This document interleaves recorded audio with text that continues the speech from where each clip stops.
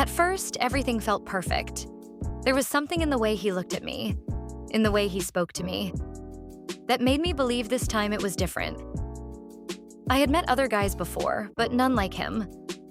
Not because he was the most attractive or the most charming, but because, for the first time, someone seemed to really see me.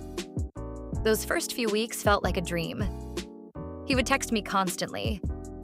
He'd tell me he thought about me all the time, that he was lucky to have found someone like me. Every call ended with, "I love you," and I'd hang up smiling, thinking, maybe, just maybe, I'd finally found something real. We became inseparable. It felt like everything in my life finally made sense. I didn't feel alone anymore. I had someone who made me feel special, even though over time he started showing it less and less. The calls got shorter, the messages came slower, and the excuses more frequent. He began dodging my questions, avoiding me, making me feel like I was the problem for wanting to talk, for caring. But I kept telling myself that maybe he was just stressed. Maybe things would go back to how they used to be. I held on, even when I felt him letting go. And then it happened. We were arguing, again. But this time felt different. This wasn't about jealousy or something petty. This was about how he no longer cared. He looked at me and with a coldness I'll never forget, he said, "I think it's best if you move on. I'm not who you thought I was." I froze. That sentence, it cut deeper than anything. He told me he didn't want to hurt me, that he just wasn't in a place to give me what I needed, that I deserved more. And then he told me, calmly, to move on with my life. So I did. I didn't argue. I didn't beg.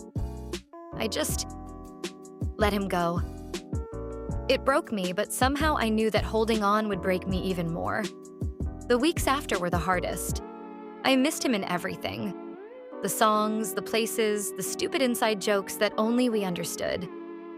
I missed who I was when I was with him, even if he wasn't really there anymore. But slowly, painfully, I started putting myself back together. I saw friends again. I started doing the things I loved. For me. I remembered what it was like to smile without needing someone else to cause it. And then, someone new came along. I didn't expect it. I wasn't even looking.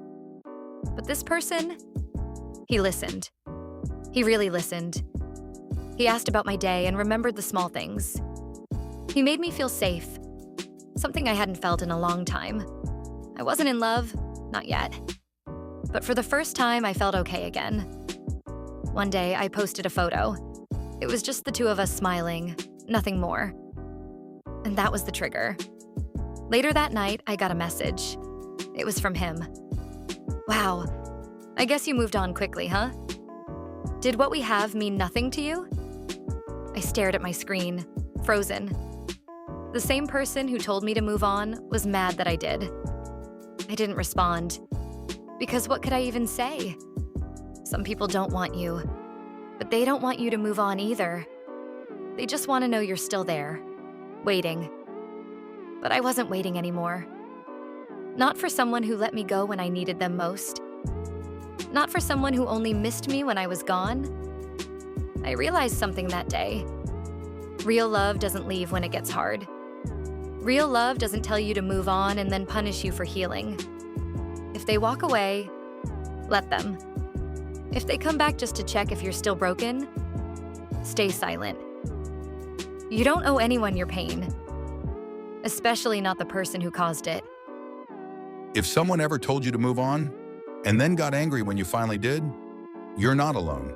Subscribe to Storybar for stories that hurt, but also help you heal.